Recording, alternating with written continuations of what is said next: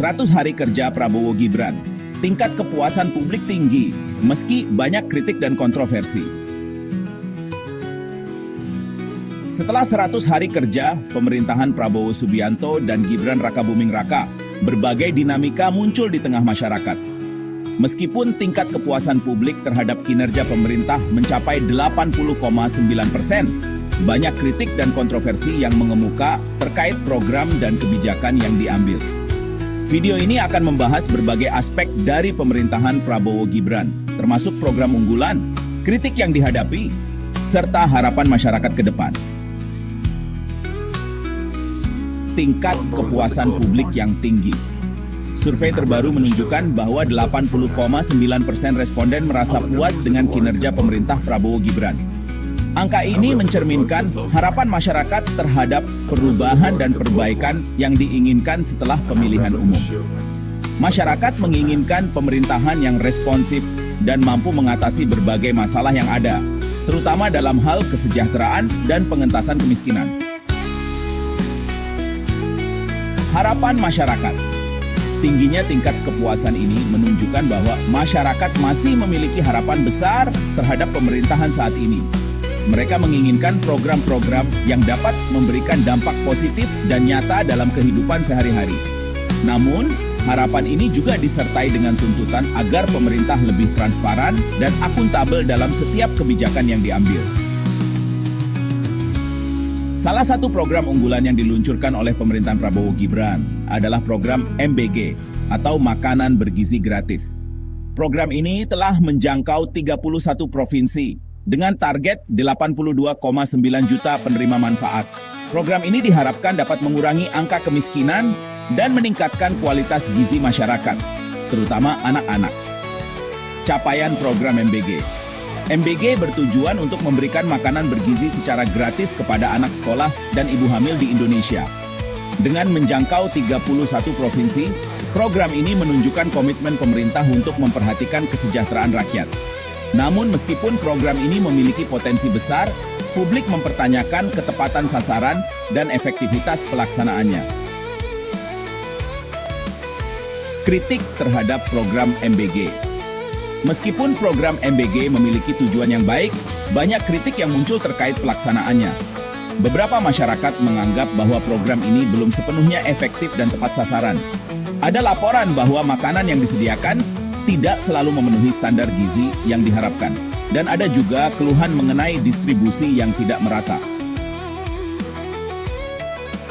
Pentingnya evaluasi dan perbaikan.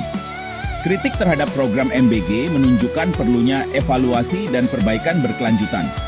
Pemerintah perlu mendengarkan masukan dari masyarakat dan melakukan penyesuaian yang diperlukan agar program ini dapat berjalan dengan lebih baik. Keberhasilan program ini tidak hanya diukur dari jumlah penerima manfaat, tetapi juga dari dampak nyata yang dirasakan oleh masyarakat.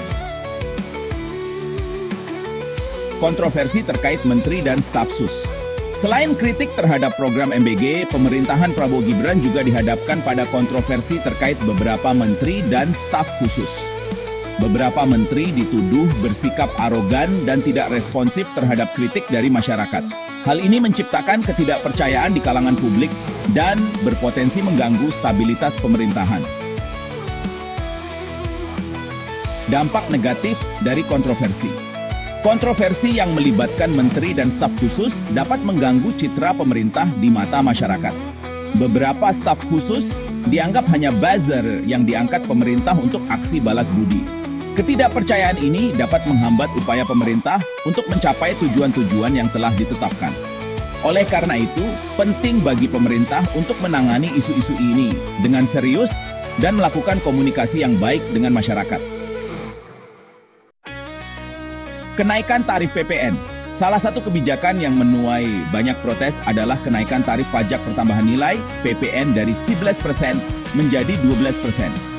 Meskipun kenaikan ini hanya berlaku untuk barang dan jasa mewah, banyak masyarakat yang merasa terbebani, terutama di tengah kondisi ekonomi yang belum sepenuhnya pulih pasca pandemi. Protes masyarakat. Kenaikan PPN memicu demonstrasi di beberapa daerah, menunjukkan bahwa kebijakan fiskal harus sensitif terhadap kondisi ekonomi masyarakat. Masyarakat menginginkan pemerintah untuk lebih memperhatikan dampak dari kebijakan yang diambil, terutama bagi kelompok masyarakat yang rentan. Kebijakan perlindungan nelayan. Di sisi positif, pemerintah juga meluncurkan kebijakan untuk melindungi nelayan dengan membongkar pagar laut yang dianggap merugikan. Kebijakan ini diharapkan dapat memberikan ruang bagi nelayan untuk beroperasi dan meningkatkan pendapatan mereka. Meskipun kebijakan ini merupakan langkah positif, penting bagi pemerintah untuk melakukan komunikasi yang baik kepada masyarakat.